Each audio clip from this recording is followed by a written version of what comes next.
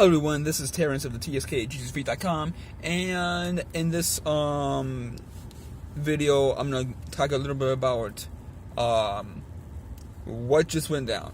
So everything went down in terms of buying a condo and getting a mortgage for the condo. Apparently I was a couple percentage points off in terms of my would-be debt to income ratio. So and they want to, and the thing is, they would only count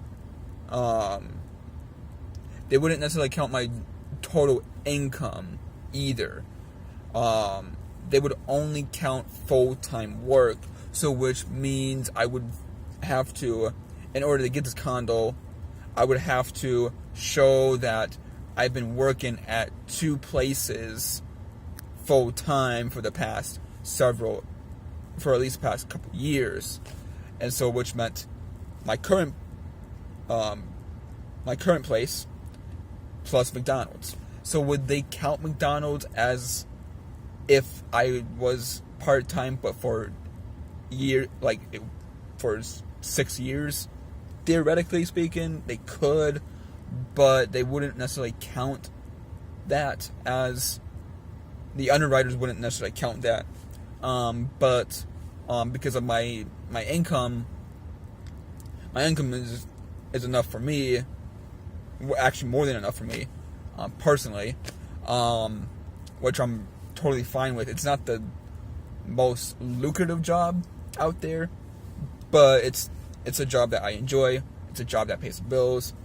And so I like it, and I make enough money to set aside for my eventual retirement, which is going to be a lot different than most retirement strategies. This particular retirement strategy I'm choosing is a lot more flexible. Sure, in terms of taxation, it's not that great, but in terms of flexibility, it's really, really great. But that aside, condo went down, and there is a good site out there. I might be able to pull the link out in this video description, but it basically tells you how much house or how much property that you can afford to buy as a first-time homeowner, not just the first-time homeowner, but just a homeowner in general. So if you're thinking like, if you're getting into a situation where that your debt to income ratio is too high, then that's a good place to the website that I've chosen. Like if I was like a good $200 off, basically, of debt payments per month. And so if it weren't for my either a good $250, if it weren't for one of my, not my student loans, but like if I didn't have my car loan, if my car loan was completely paid off or whatever, I would have theoretically been able to do that. But anyways, long story short, I'm probably gonna get an apartment sometime next week. So I'm excited to just move out of my parents' basement finally. I was trying to go to the condo route because it was going to be a little bit cheaper. The rent-wise is going to be cheaper. No, not rent-wise, but like comparatively speaking to rent versus the rent is going to be like another $200 a one-bedroom. Both was going to be one bedroom. The condo was going to be one bedroom, and the mortgage is going to be one bedroom. The condo and this apartment is going to be one bedroom. But with the condo, I have a lot more flexibility what I want to do with it. And primarily I wanted to do it for like a lot of major events. Like I want to have like going to my condo like on a very much of a routine, on a almost a week to week basis. But now I can't do that because the mortgage fell through. So that means I would have to get an apartment, and that apartment even though I'm sure I can do events and whatnot there, I don't feel comfortable with asking kind of, quote, strangers, like Christian strangers that I don't really know that person. Oh, it's just a message on my screen. That's why I look at like, okay, never mind. But, because I have it this way instead of the other way. Anyways, yeah, so I'm excited just to move out finally. Would I know exactly, I before this whole thing turns out, because I had too many stuff going on in my head, so to speak. So I was like too much attached to other philosophies and whatnot.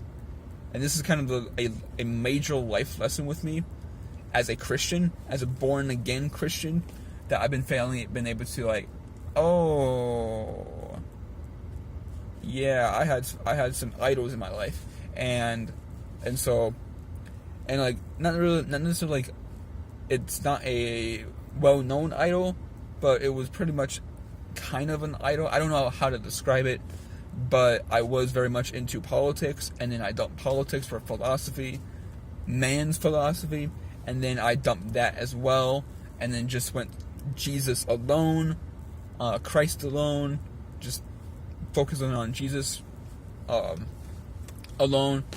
And so, is it a struggle for me to not get a condo but have to get an apartment?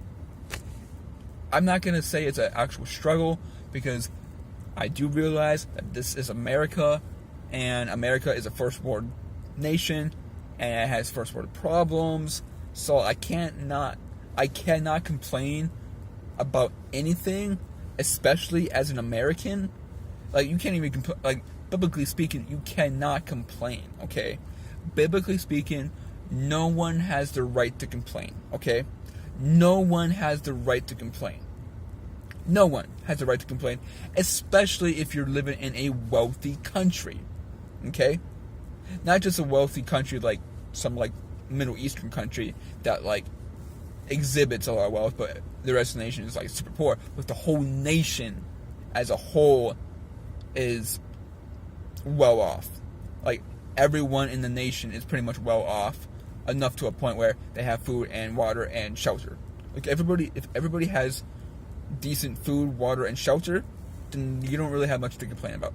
Especially if you're living in the United States, Canada, the UK, Australia, Japan, South Korea,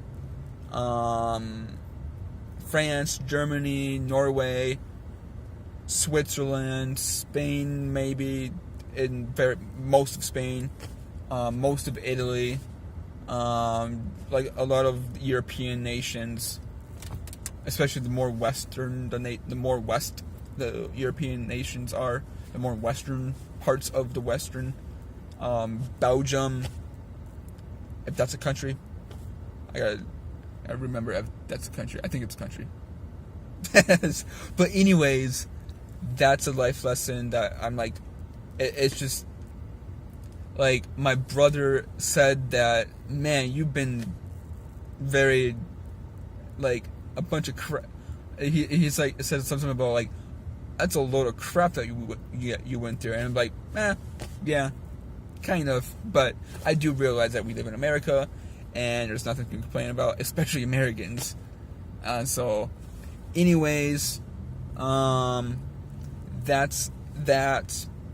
Thank you so much for watching this video, and so yeah, life lessons: trust in Jesus and Jesus alone. Okay, that's the number one lesson I've been learning for this past 6 months or so, or whatever.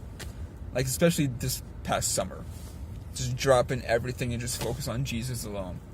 And so, yeah, I feel really good right now.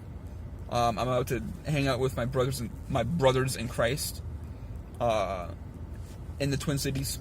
So, thank you so much, and have a wonderful day. As I just farted twice, or 3 or 4, 5, 6, 7, 8 times.